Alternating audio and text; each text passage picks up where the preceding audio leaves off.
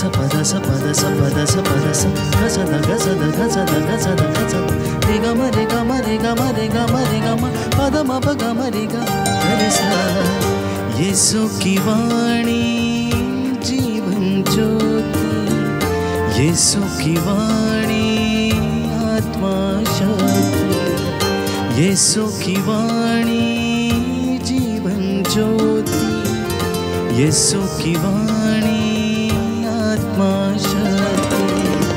जो इस वाणी पे है चलता अनंत जीवन मुक्ति पाता। जो इस वाणी पे है चलता अनंत जीवन मुक्ति पाता। यीशु की वाणी जीवन ज्योति, यीशु की वाणी आत्मा शक्ति, यीशु की वाणी जीवन ज्योति, यीशु की वाणी आत्मा शक्ति।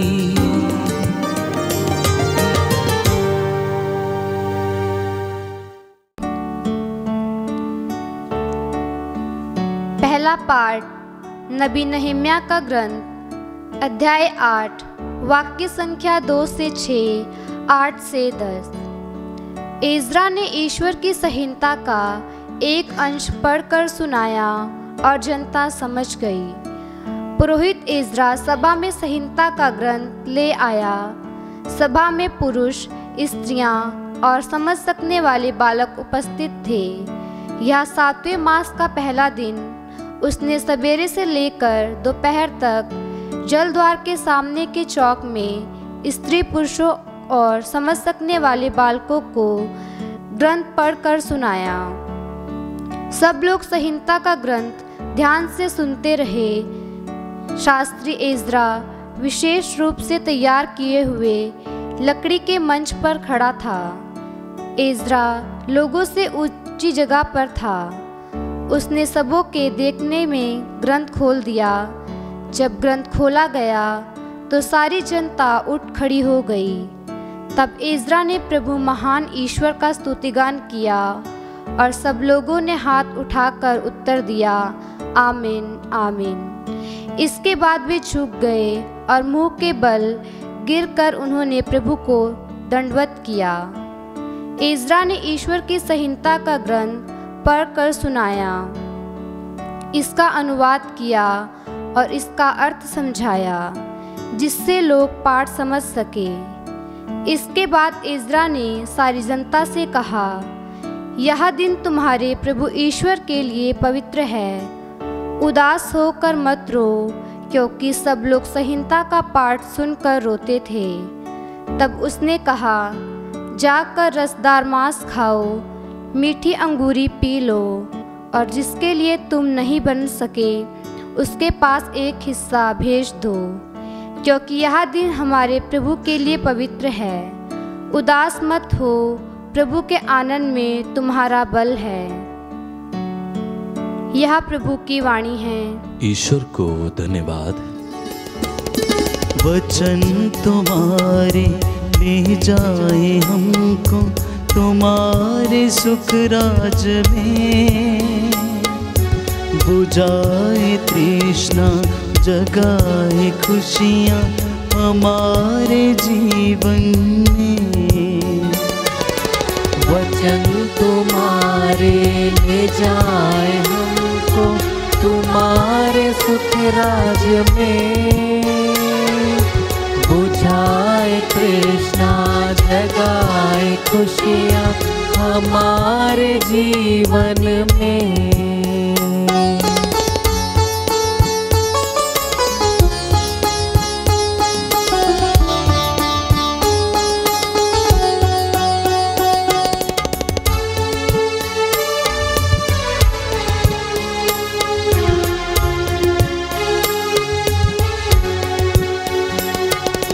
तुम्हारी शोभा बड़ी निराली न कर सके वर्णन,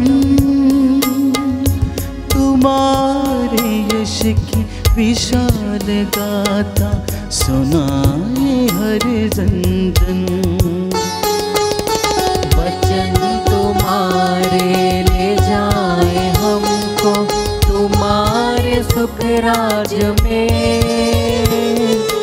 बुझाए तृष्णा जगाए खुशियाँ हमारे जीवन में।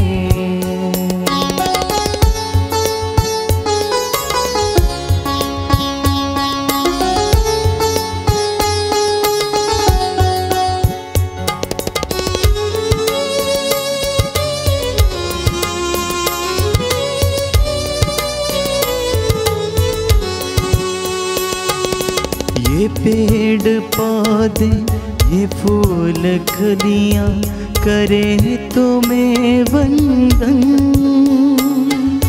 ये चाँद तारे ये जीव सारे करे तुम्हें सुमिरन। वचन तुम्हारे ले जाए हमको तुम्हारे सुख राज में, बुझाए तृष्णा जगाए खुशियाँ हमारे जीवन में।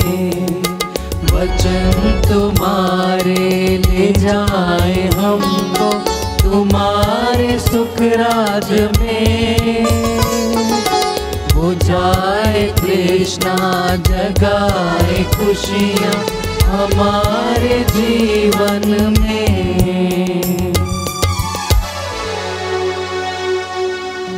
दूसरा पाठ कुरिन्थियों के नाम संत पौलुस का पहला पत्र, अध्याय 12 पद संख्या 12 से 30। आप सब मिलकर मसीह का शरीर हैं। आप में से प्रत्येक उसका एक अंग है। मनुष्य का शरीर एक है, यद्यपि उसके बहुत से अंग हैं और सभी अंग अनेक होते हुए भी एक ही शरीर बन जाते हैं। मसीह के विषय में यही बात है। हम यहूदी हों अथवा यूनानी, दास हों अथवा स्वतंत्र, हम सब के सब एक ही आत्मा का बपतिस्मा ग्रहण कर एक ही शरीर बन गए हैं। हम सबों को एक ही आत्मा का पान कराया गया है। शरीर में भी तो एक नहीं बल्कि बहुत से अंग हैं। यदि पैर कहे मैं हाथ नहीं हूँ इसलिए शरीर का नहीं हूँ, तो क्या वह इस कारण शरीर का अंग नहीं? यदि कान कहे मैं आँख नहीं हूँ इसलिए शरीर का अंग नहीं हूँ, यदि सारा शरीर आँख ही होता तो वह कैसे सुन सकता? यदि सारा शरीर कान ही होता तो वह कैसे सूंघ सकता? वास्तव में शरीर ने अपने इच्छा अनुसार शरीर में हर एक अंग को अपनी अपनी जगह रख दिया है। यदि सब के सब एक ही अंग होते तो शरीर कहाँ होता? अब तो बहुत से अंग होने पर भी एक ही शरीर होता है। आँख हाथ से नहीं कह सकती मुझे तुम्हारी ज़रूरत नहीं, और सिर पैरों से नहीं कह सकता मुझे तुम्हारी ज़रूरत नहीं। उल्टे शरीर के जो अंग सबसे दुर्बल समझे जाते हैं वे अधिक आवश्यक हैं। शरीर के जिन अंगों को हम कम आदरणीय समझते हैं उनका अधिक आदर करते हैं और अपने अशोभनीय अंगों की लज्जा का अधिक ध्यान रखते हैं। हमारे शोभनीय अंगों को इसकी ज़रूरत नहीं होती। ईश्वर ने इस प्रकार शरीर का संगठन किया है कि जो अंग कम आदरणीय हैं उनका अधिक आदर किया जाए। कहीं ऐसा ना हो कि शरीर में फूट उत्पन्न हो जाए, बल्कि उसके सभी अंग एक दूसरे का ध्यान रखें। यदि एक अंग को पीड़ा होती है तो उसके साथ सभी अंगों को पीड़ा होती है, और यदि एक अंग का सम्मान किया जाता है तो साथ साथ सभी अंग आनंद मनाते हैं। इसी तरह आप सब मिलकर मसीह का शरीर है और आप में से प्रत्येक उसका एक अंग है। ईश्वर ने कलीसिया में भिन्न भिन्न लोगों को नियुक्त किया है। प्रथम प्रेरित, दूसरे भविष्यवक्ता, तीसरे शिक्षक तथा चमत्कार दिखाने वाले, इसके बाद स्वस्थ करने वाले, सहायक, प्रशासक, अनेक भाषाएं बोलने वाले। क्या सब प्रेरित हैं? सब भविष्यवक्ता हैं? सब शिक्षक हैं? सब चमत्कार दिखाने वाले हैं? सब स्वस्थ करने वाले हैं? सब भाषाएं बोलने वाले हैं? सब व्याख्या करने वाले हैं? यह प्रभु की वाणी है। ईश्वर को धन्यवाद। प्रभु आप लोगों के साथ हो और आपकी आत्मा के साथ। संत लूकस के अनुसार पवित्र सुसमाचार। हे प्रभु तेरी महिमा हो। धर्म ग्रंथ का यह कथन आज पूरा हो गया है। जो प्रारंभ से प्रत्यक्षदर्शी और सुसमाचार के सेवक थे, उनसे हमें जो परंपरा मिली है उसके आधार पर बहुतों ने हमारे बीच बीती घटनाओं का वर्णन करने का प्रयास किया है। मैंने भी प्रारंभ से सब बातों का सावधानी से अनुसंधान किया है। इसलिए श्रीमान थियोफिलुस, मुझे आपके लिए उनका क्रमबद्ध विवरण लिखना उचित जान पड़ा, जिससे कि आप यह जान लें कि जो शिक्षा आपको मिली है वह सत्य है। आत्मा के सामर्थ्य से संपन्न होकर यीशु गलीलिया लौटे और उनकी ख्याति सारे प्रदेश में फैल गई। वह उनके सभागृहों में शिक्षा दिया करते थे और सब उनकी प्रशंसा करते थे। यीशु नाजरत आए जहां उनका पालन पोषण हुआ था। विश्राम के दिन वह अपनी आदत के अनुसार सभागृह गए। वह पढ़ने के लिए उठ खड़े हो गए और उन्हें नबी इसायास की पुस्तक दी गई। पुस्तक खोलकर यीशु ने वह स्थान निकाला जहां लिखा है, प्रभु का आत्मा मुझ पर छाया रहता है, क्योंकि उसने मेरा अभिषेक किया है। उसने मुझे भेजा है जिससे कि मैं दरिद्रों को सुसमाचार सुनाऊं, बंदियों को मुक्ति का और अंधों को दृष्टिदान का संदेश दूं, दलितों को स्वतंत्रता प्रदान करूं और प्रभु के अनुग्रह का वर्ष घोषित करूं। यीशु ने पुस्तक बंद कर दी और उसे सेवक को देकर वह बैठ गए। सभागृह के सब लोगों की आंखें उन पर लगी हुई थी। तब वह उनसे कहने लगे, धर्म ग्रंथ का यह कथन आज तुम लोगों के सामने पूरा हो गया है। प्रभु का सुसमाचार है। हे क्रिस्त तेरी स्तुति हो। Hallelujah, hallelujah. यीशु की स्तुति हो, यीशु की स्तुति यीशु को धन्यवाद, यीशु को धन्यवाद, यीशु की आराधना हो, यीशु की आराधना, यीशु की महिमा हो, यीशु की महिमा। प्रभु यीशु कहते हैं, प्रभु यीशु कहते हैं, मैं पिता से प्रार्थना करूंगा, मैं पिता से प्रार्थना करूंगा और वह तुम्हें एक दूसरा सहायक प्रदान करेगा, जो सदा तुम्हारे साथ रहेगा, जो सदा तुम्हारे साथ रहेगा। Hallelujah, hallelujah, hallelujah, hallelujah. प्रभु का वचन कहता है, प्रभु का वचन कहता है, किंतु पवित्र आत्मा किंतु पवित्र आत्मा तुम लोगों पर उतरेगा तुम लोगों पर उतरेगा और तुम्हें सामर्थ्य प्रदान करेगा प्रदान करेगा और तुम लोग यरूशलेम सारी यहूदिया और समारिया में तथा पृथ्वी के अंतिम छोर तक मेरे साक्षी होंगे हालेलुया हालेलुया। हे प्रभु यीशु आपका वचन आत्मा की तलवार सशक्त है हालेलुया हालेलुया। इस वचन के द्वारा मेरे जीवन में शांति आ जाए हालेलुया हालेलुया। क्रिस्त में प्यारे भाइयों और बहनों, इजरायली लोगों को प्रभु ने अपनी चुनी हुई प्रजा बना लिया था और इनके ऊपर ईश्वर ने अपना असीम प्रेम उड़ेल दिया था। पर इस प्रजा ने प्रभु के प्रेम का तिरस्कार किया, उसे ठुकरा दिया। वो देवी देवताओं की आराधना पूजा करने लगे। तब प्रभु ने अपने लोगों को शत्रुओं के हाथ में दे दिया। प्रभु ने अपनी दया और सामर्थ्य वाला हाथ क्रोध के आवेश में उनसे पीछे खींच लिया और वे अपने ही मुल्क में, जहां पर वे लोग रहते थे, वो शत्रुओं के शिकार हो गए। उनके दुश्मनों ने आकर उन पर आक्रमण किया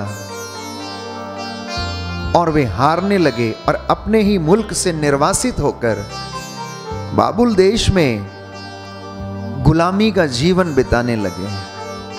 और यह गुलामी का जीवन प्यारे भाइयों और बहनों लगभग 50 वर्ष का था। वहां से वापस लौटने पर शास्त्री एवं पुरोहित एजरा इन्हें प्रभु की वाणी सुनाते हैं। आज के पहले पाठ में हमने सुना कि जब धर्म ग्रंथ खोला गया तो सारी प्रजा उठकर खड़ी हुई और तब एजरा ने प्रभु महान ईश्वर का स्तुतिगान किया। उसने सब लोगों को इकट्ठा किया, जो समझ सकते थे उनको भी और जो बड़े थे उन्हें भी, और सब लोगों ने हाथ ऊपर उठाकर वचन कहता है उत्तर दिया आमीन आमीन। इसके बाद वे झुककर मुंह के बल गिर पड़े और उन्होंने ईश्वर को दंडवत किया, जिससे वह दूर चले गए थे। इजरायली प्रजा बार बार उन्हीं पापों में गिरती रही, जिससे कि परमेश्वर उन्हें बाहर निकालने की कोशिश में रहता था। जब इन लोगों ने संहिता का पाठ सुना, जिसे एजरा ने पढ़कर सुनाया था, तो वे रोते थे। वह प्रभु की वाणी को सुनकर इतने भावुक हो गए थे। बड़े दिनों के बाद उनके लिए प्रभु की ओर से वचन पढ़कर सुनाया गया था। धर्म ग्रंथ उनके लिए ईश्वर के द्वारा दिया गया एक प्रेम पत्र था, जिसे पढ़ने एवं सुनने को ये लोग तरस रहे थे, क्योंकि गुलामी में रहते वक्त प्रियजनों ये वचन से बहुत दूर चले गए थे। ईश्वर की सांत्वना भरी वाणी को सुनने के लिए वो तरस गए थे। तो इसके विषय में नबी आमोस ने भविष्यवाणी करते हुए कहा था कि वे दिन आ रहे हैं जब मैं इस देश में भूख भेजूंगा, रोटी की भूख नहीं, पानी की प्यास नहीं, बल्कि प्रभु की वाणी सुनने की भूख और प्यास। नबी आमोस का ग्रंथ अध्याय 8 पद संख्या 11 में हम इस वचन को पढ़ते हैं। और ये वचन प्यारे भाइयों और बहनों नबी नहम्याह के ग्रंथ में हम पढ़ते हैं कि पूरा होता है जब लोग ईश्वर का वचन सुनने के लिए तरसते फिरते हैं। तो प्रभु की वाणी सुनने के लिए भूखे और प्यासे थे ये लोग, और जब प्रभु की वाणी उन्हें पढ़कर सुनाई गई तो वे उठ खड़े हुए। उन्होंने हाथ उठाकर ईश्वर को दंडवत किया, मुंह के बल गिरकर आराधना की और प्रभु के वचन के प्रति आदर और सम्मान दिखाया। उन्हें मूसा के द्वारा कहे गए वचन याद आए, वे शब्द याद आए, जैसा कि हम पढ़ते हैं विधि विवरण ग्रंथ अध्याय 32 पद संख्या 47 में कि ये शब्द तुम्हारे लिए निरे शब्द नहीं है, इन पर तुम्हारा जीवन निर्भर है। जब इजरायलियों ने इन वचनों को सुना और वो भावुक हो उठे, भाव विभोर हो उठे, तो उनमें से बहुत सारे लोगों ने अपना जीवन बदलना शुरू कर दिया, अपने जीवन में परिवर्तन लाना शुरू कर दिया, प्रायश्चित करना शुरू किया और उनमें से कई लोगों का जीवन बदल गया। हम आज अपने आप से एक सवाल पूछें कि क्या हम प्रभु के वचन को प्राथमिकता देते हैं? क्या हम प्रभु के वचन को आदर करते हैं? क्या हम प्रभु के वचन से प्रेम करते हैं? प्रभु ने अपने प्रेम का इजहार इस पवित्र बाइबल में किया कि वो अपनी प्रजा को प्यार करता है, और प्रभु ने इस बाइबल के माध्यम से ये जाहिर किया कि जो भविष्यवाणियां उसने की थी नबियों के द्वारा, वो हमारे जीवन में हम देखते हैं कि वो पूरी हो गई हैं। तो यदि कोई किसी को प्रेम करता है तो वो अवश्य उसके शब्दों पर ध्यान देता है। जिस प्रकार साधारणतया एक प्रेमी अपनी प्रेमिका को प्रेम करता है और खत लिखता है, तो प्रेमिका उस खत को न जाने कितनी बार पढ़ती है। यदि वो वास्तव में उससे प्रेम करती है तो वो चोरी चोरी चुपके चुपके उस खत को पढ़ती रहती है, क्योंकि वो अपने प्रेमी को प्रेम करती है। कलीसिया के लिए भी ऐसा ही होना आवश्यक है, मेरे और आपके लिए भी ऐसा ही होना आवश्यक है। यदि हम वास्तव में प्रभु को प्रेम करते हैं तो उसके वचन को भी हम प्रेम करेंगे। प्रभु ये कहता है कि यदि तुम मुझसे प्रेम करते हो तो मेरी आज्ञा का पालन करोगे, मेरी शिक्षा पर चलोगे। लेकिन वचन में हमने सुना कि इजरायली जनता प्रभु से प्रेम तो करती थी, लेकिन वचन को अपने जीवन में चरितार्थ नहीं करती थी। तो आज का जो वचन हमें ये संदेश देता है कि हमें उसके वचनों को अपने जीवन में चरितार्थ करने की आवश्यकता है, वचन को पढ़ने की आवश्यकता है, वचन को सुनने की आवश्यकता है, और तभी हम अपने जीवन में प्रभु की कृपा को अनुभव कर सकेंगे। इसलिए प्रियजनों, बाइबल खोलना और वचन पढ़ना, प्रभु का आदर करना, क्योंकि बाइबल हमें बताती है, प्रभु ये कहता है कि जो मेरा आदर करता है मैं उसका आदर करता हूं, जो मुझे तुच्छ जानता है मैं भी उसे तुच्छ जानता हूं। क्या हमने कभी ये बोला है कि बाइबल पढ़ना मुझे अच्छा लगता है और वचन पढ़ना अच्छा लगता है? बाइबल क्या है, यह क्यों लिखी गई, किसके लिए लिखी गई और ईश्वर इसके द्वारा क्या कहना चाहता है, ये आज मुझे और आपको समझने की आवश्यकता है। अगर हम सचमुच में परमेश्वर से प्रेम करते हैं तो हम प्रभु के वचन को भी अपने जीवन में धारण करने का, जीने का प्रयास करेंगे। अक्सर यह प्रेम एक तरफा ही रहता है।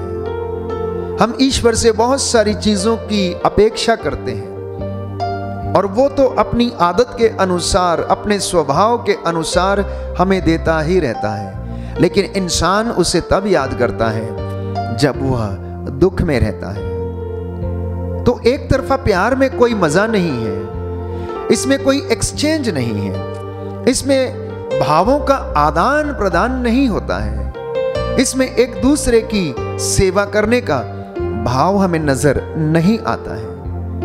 यदि प्रभु हमसे प्रेम करते हैं तो हमें भी उनसे प्यार करना चाहिए, और यदि हम प्रभु से सच्चे हृदय से प्यार करेंगे तो हम उनकी वाणी को सुनने, उसके वचनों को पढ़ने के लिए तरसेंगे। तो प्रभु की वाणी हमारे हृदयों को स्पर्श करेगी और हम उनकी वाणी पर कान देकर उनकी मर्जी के अनुसार आचरण करेंगे। विधि विवरण ग्रंथ अध्याय 6 पद संख्या 6 में प्रभु का वचन कहता है कि जो शब्द मैं आज तुम्हें सुना रहा हूं वे तुम्हारे हृदय पर अंकित रहे। जो वचन मैं आज तुम्हें सुना रहा हूं वह तुम्हारे हृदय पर अंकित रहे। तुम इन्हें अपने बच्चों को सिखाओ। राह चलते, रात में सोते, जागते, उठते, बैठते, यात्रा करते समय सब समय इन पर मनन चिंतन किया करो, क्योंकि ये तुम्हारे लिए निरे शब्द नहीं है, इन पर तुम्हारा जीवन निर्भर है।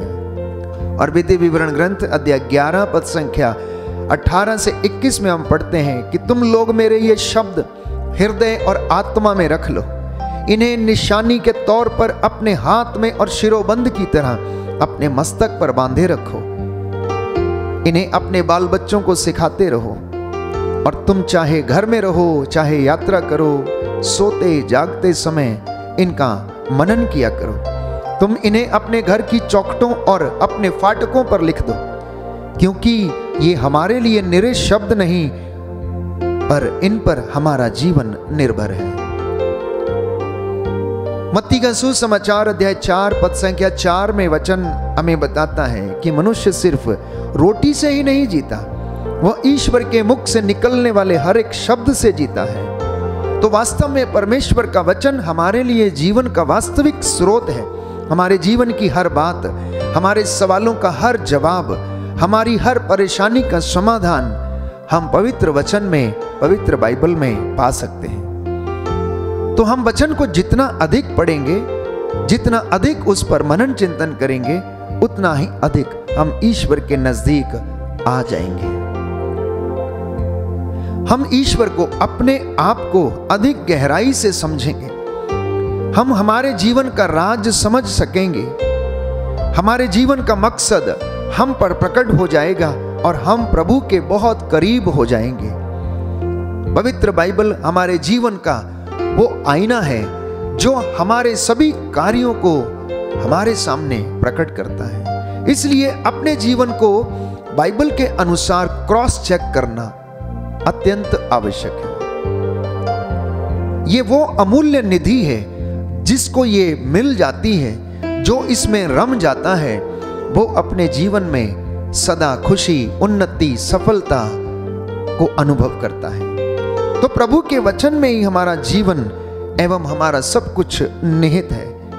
एक बार चख कर तो देखो कि प्रभु कितना मधुर है। बाइबल हमें बताती है, भजन संहिता 34 पद संख्या 8, परख कर देखो कि प्रभु कितना भला है।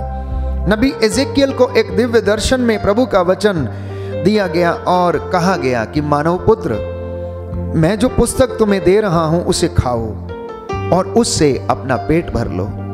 नबी कहता है, मैंने उसे खा लिया और मेरे मुंह में उसका स्वाद मधु के जैसा मीठा था। आज हम अपने आप से पूछें कि क्या हम वास्तव में इस वचन को खाते हैं? अगर खाते हैं तो क्या हम इसे डाइजेस्ट कर पाते हैं या नहीं? डाइजेस्ट यदि हम कर पाते हैं तो हमारे जीवन में यह वचन चरितार्थ होने से कोई नहीं रोक सकता है। रोज प्रभु के वचनों को हमारे घर में पढ़ें और मनन चिंतन करें, बच्चों को सिखाएं, क्योंकि उन पर आधारित जीवन सफल होगा, उन पर आधारित जीवन आशीर्वाद के काबिल होगा। और यही प्रभु की इच्छा है, यही प्रभु की ख्वाहिश है हम सबके लिए। जब हम ऐसा करेंगे तो हम पवित्र कलीसिया में एक ही शरीर के अंगों के रूप में जीवन बिताएंगे, जैसा कि आज के दूसरे पाठ में संत पौलुस कुरिन्थियों को लिखता है और कहता है कि हम सब एक ही शरीर के अंग हैं। हमारे शरीर के किसी भी अंग में यदि परेशानी या पीड़ा होती है तो सारा शरीर उस पीड़ा एवं दर्द में भाग लेता है। वैसे ही जब हम प्रभु के वचनों पर चलेंगे तो हमारे भाई का दर्द हमारा दर्द होगा, हमारे पड़ोसी का दर्द हमारा दर्द होगा।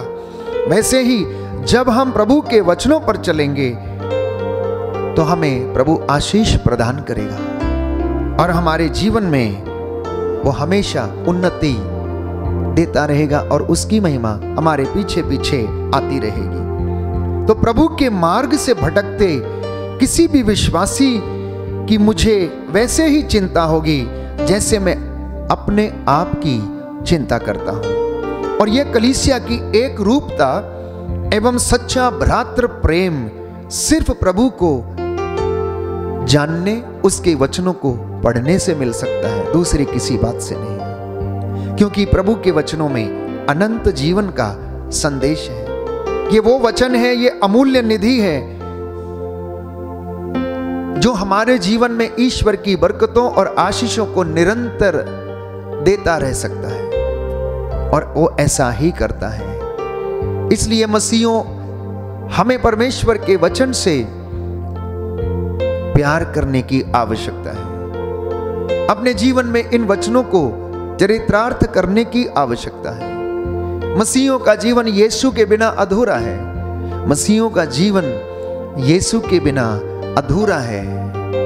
आप यीशु के बिना कुछ भी नहीं कर सकते। बाइबल इसके विषय में स्पष्ट करती है, और प्रभु ये कहता है, मेरे वचन आत्मा और जीवन है। मैंने जो शिक्षा तुम्हें दी है उसके द्वारा तुम शुद्ध हो गए हो। आइए हम प्रार्थना करें कि प्रभु के वचन हमें आशीष और चंगाई प्रदान करें। सर्वशक्तिमान शाश्वत ईश्वर, आज तेरे वचनों के द्वारा हमारे जीवन में, परिवार में, हमारे बाल बच्चों के जीवन में, हमारे कामकाज में उन्नति आ जाए, शांति आ जाए। तेरा वचन हमारे जीवन में पूरा हो जाए। हे प्रभु यीशु, जैसे आप ईश्वर की मर्जी पूरी करने के लिए इस दुनिया में आए, वैसे ही हमें अपनी मर्जी पूरी करने की कृपा प्रदान कर।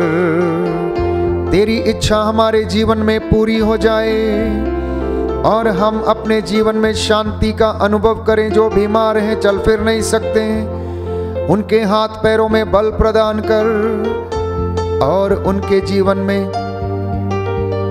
मुक्ति और उद्धार देने की कृपा कर। आज का दिन हम तेरी महिमा के लिए बिता सकें। हमारी ये प्रार्थना सुन ले उद्धार करता यीशु प्रभु के द्वारा, आमीन।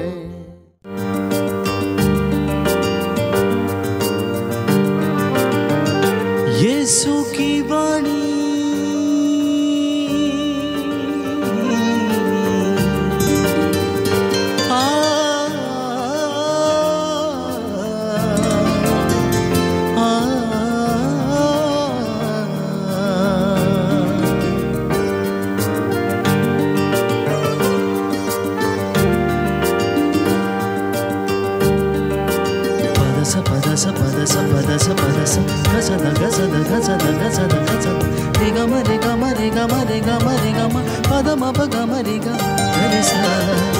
यीशु की वाणी जीवन ज्योति, यीशु की वाणी आत्मा शक्ति, यीशु की वाणी जीवन ज्योति, यीशु की वाणी आत्मा शक्ति। जो इस वाणी पे है चलता, अनंत जीवन मुक्ति पाता। जो इस वाणी पे है चलता, अनंत जीवन मुक्ति पाता। यीशु की वाणी जीवन ज्योति, यीशु की वाणी आत्मा शक्ति, यीशु की वाणी जीवन ज्योति, यीशु की वाणी आत्मा शक्ति।